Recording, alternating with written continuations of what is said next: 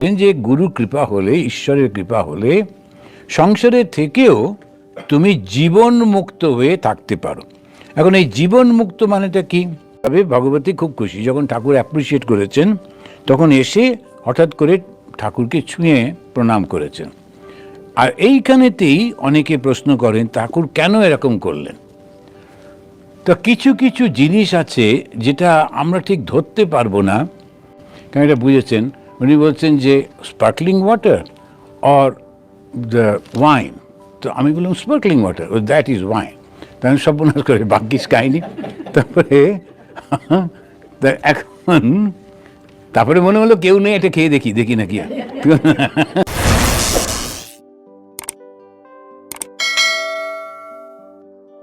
গুরু কৃপায় জ্ঞান লাভের পরেও সংসারে জীবন মুক্ত হয়ে থাকা যায়। গুরু কৃপাটাকে, গুরুকে ঈশ্বরের কৃপা, ঈশ্বরের কৃপায় সংসারে জীবন মুক্ত হয়ে থাকা যায়। এখন ওই যে তখন ভাবছিলেন, মাস্টারমশাই ভাবছেন, সঙ্গে সঙ্গে ভাবনাটা ঠাকুর পড়ে ফেলেছেন। উনি তো মনটা জানতে পারতেন। তো উনি বলছেন যে ওই মাস্টারমশাইয়ের প্রশ্নের উত্তর দিতে গিয়ে বলছেন যে গুরু কৃপা হলে, ঈশ্বরের কৃপা হলে সংসারের থেকেও তুমি জীবন মুক্ত হয়ে থাকতে পারো। এখন এই জীবন মুক্ত মানেটা কি? জীবন মুক্ত, এই যে এটা সমস্ত বেদান্তের টার্ম। তন্ত্র আবার অন্যরকমভাবে সব টার্ম ব্যবহার করে। একই অবস্থা বর্ণনা করতে তন্ত্র একরকমভাবে ব্যবহার করে শব্দ, আবার বেদান্ত আর একরকমভাবে, আবার যারা দ্বৈতবাদী ভক্ত তারা আর একরকমভাবে।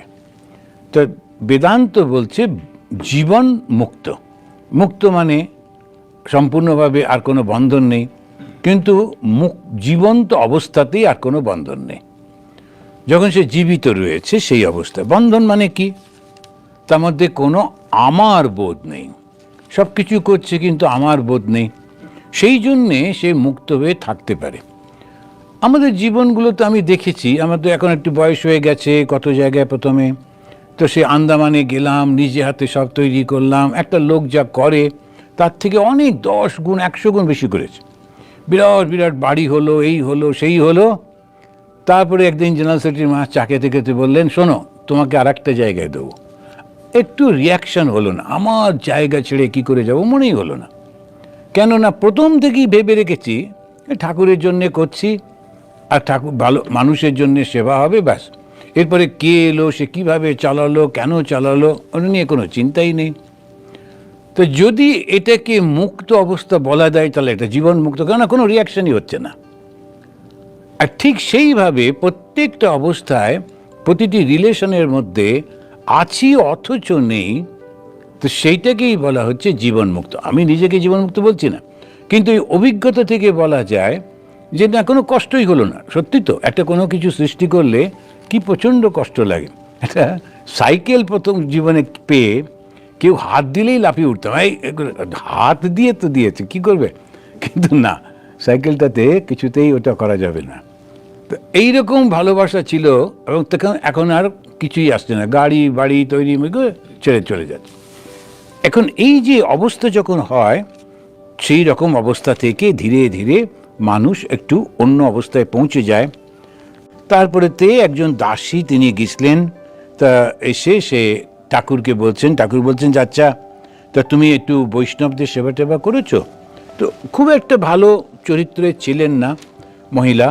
তারপরে যাই হোক, এখন শেষ বয়সে এসে একটু এদিক ওদিক গিয়ে পুণ্য অর্জন করছেন। তখন আবার তার নাম ছিল ভগবতী। তো সে বলছে আমি একটা ঘাট বাঁধিয়ে দিয়েছি। তো ঠাকুর খুব খুশি হয়ে বললেন, বাহ, খুব ভালো করেছো। তো ঘাট বাঁধিয়েছি মানে, আগেকার দিনে এখনও দেখবেন দেশে গেলে দেখা যায় একটা করে পাথর, তার তো নিজের নামটা লেখা থাকে। সাধু ভক্তরা ওর উপর দিয়ে যাবে, ওরা মনে করে তাতে আমার আশীর্বাদ পাচ্ছি। আর এদিকে যারা ঘাটটা বাঁধা ছিল তাদেরও ওটা হয়ে গেল। তো ওই দুটো পক্ষেই হয়, আমারও স্যাটিসফ্যাকশন, ওরও। তো এইরকমভাবে ভগবতী খুব খুশি, যখন ঠাকুর অ্যাপ্রিসিয়েট করেছেন তখন এসে হঠাৎ করে ঠাকুরকে ছুঁয়ে প্রণাম করেছেন। আর এইখানেতেই অনেকে প্রশ্ন করেন ঠাকুর কেন এরকম করলেন। তো কিছু কিছু জিনিস আছে যেটা আমরা ঠিক ধরতে পারবো না। তো যাদের মনটা অত্যন্ত সূক্ষ্ম শুদ্ধ পবিত্র হয়ে যায়, সামান্যতম এই কাম বা থাকা অবস্থা তাদেরকে স্পর্শ করলে তাদের খুব কষ্ট হয়, সঙ্গে সঙ্গে ওই সেই খুব রিয়াকশনটা হয়। তো এইরকম সেই কারণের জন্যেই এইটি হয়। আমার এইখানে আমি এবার প্লেনে করে যাচ্ছিলাম কোন একটা জায়গায়, তো আমি ওকে জিজ্ঞেস করলো কি চাই, আমি বললাম স্পার্কলিং ওয়াটার। তো ও মহিলা কি বুঝলেন যে এয়ার হোস্টেস, ও একটা গ্লাস নামিয়ে দিয়ে গেল, তবে দেখলাম পুটপুট করে সাদা জল। আমি বললাম স্পার্কলিং ওয়াটার, তো এরকম পুটপুট করে। তো যাই হোক আমি নিইনি, আমি ধরে একটু সন্দেহ হচ্ছে। তো তারপরে পাশে একজন চাইনিজ মহিলা বসেছিলেন, তো উনি আমাকে দেখে বুঝেছেন খানিকটা হয়তো বা, আমি যদিও ওয়েস্টার্ন ড্রেস পরেছিলাম কিন্তু টুপিটা সবসময় মাথায় থাকে, খানিকটা বুঝেছেন। উনি বলছেন যে sparkling water or the wine. তো আমি বললাম sparkling water, that is wine. তো আমি সর্বনাশ করে বাকিস খাইনি। তারপরে মনে হলো কেউ নেই, এটা খেয়ে দেখি নাকি। তো না, ওইরকমভাবে ওই স্পার্কলিং ওয়াটার বলে ওটা দিয়েছিল। তখন উনি ওকে ডেকে বললেন যে গিভ দ্য স্পার্কলিং ওয়াটার, তখন ওয়াটার দিল। কিন্তু একটা বোঁতকা গন্ধ ওই গ্লাসটা থেকে, ওই জন্যই আমি বুঝতে পারছিলাম না যে এরকম তো হয় না। তো এখন যারা ওই খায় ওই গন্ধটাই ওদের খুব প্রিয়, আর যারা খায় না তাদের কাছে ভয়ঙ্কর লাগে। এই ডিফারেন্সটা হয়। যারা সত্যগুণী তাদের রজ বা তমগুণ গিয়ে স্পর্শক তো দূরের কথা, কাছাকাছি গেলেই রিয়াকশন হয়। এইটাই আছে। অথচ ওই যেটা ওই চাইনিজ মহিলা ওইটাই আবার বললেন আচ্ছা তাহলে তুমি ওই গ্লাসটা আমাকে দিতে পারো, আবার নিয়ে গিয়ে কী লাভ, দিয়ে যখন দিয়েছো বলে ও নিজে নিয়ে নিল, দিয়ে ওর কোনো অসুবিধা হলো না। কিন্তু আমার কাছে ওটা একটা দুর্গন্ধ মনে হচ্ছিল। তো এই যে অবস্থাটা কেন হয়, আমি জাস্ট একটা গ্রস একটা উদাহরণ দিচ্ছি। কিন্তু ভগবান শ্রীরামকৃষ্ণের কাছে জাগতিক মানসিকতা নিয়ে গেলে এটা ভয়ঙ্কর কষ্টকর হয়ে যেত। এমনকি তাঁরই খুব প্রিয় শিষ্য রাজা মহারাজ আমরা বলি, তো স্বামী ব্রহ্মানন্দজি রাখাল, তো তিনি বন্ধুদের সঙ্গে মজা করে একটা মিথ্যে কথা বলে এবারে ঠাকুরের কাছে গেছেন। আর ঠাকুর ওকে ঢুকতেই বলছেন এই আজকে একটা কি কাজ করেছিস, আমি তোর মুখের দিকে তাকাতে পারছি না। আপনি ভেবে দেখুন, মজা করে মিথ্যে বলেছেন। এখন তাতেই এই রকম। তো ঠাকুর এত শুদ্ধ ছিলেন, ওই অবস্থাটা কেন জিজ্ঞেস করলে উত্তর দেওয়া মুশকিল। ওইখানেতে না পৌঁছলে মানুষ বুঝতে পারবে না যে সত্যিকারের কেন হয়। তো এইটা তখন এবারে ঠাকুর যখন ওরকম তাড়াতাড়ি করে গঙ্গা জল দিয়ে একটু পাটা ধুয়ে নিলেন, তখন ওর খুব কষ্ট লেগেছে। ও ভাবছে যে আমি কেন ছুঁতে গেলাম। ঠাকুরের আবার ওই কম্প্যাশনও রয়েছে যে ওর মনে একটা আঘাত লেগেছে বেচারি, তখন আবার গান শোনাচ্ছেন।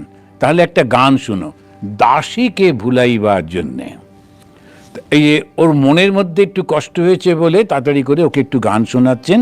আর সেটা কি না, মজলো আমার মন ভোমরা শ্যামা পদ নীল কমলে কালী পদ নীল কমলে। তো এই সুন্দর করে কালী কীর্তন শোনাচ্ছেন। তো শ্যামাপদ আকাশেতে মন ঘুড়ি কান উড়িতেছিল ইত্যাদি।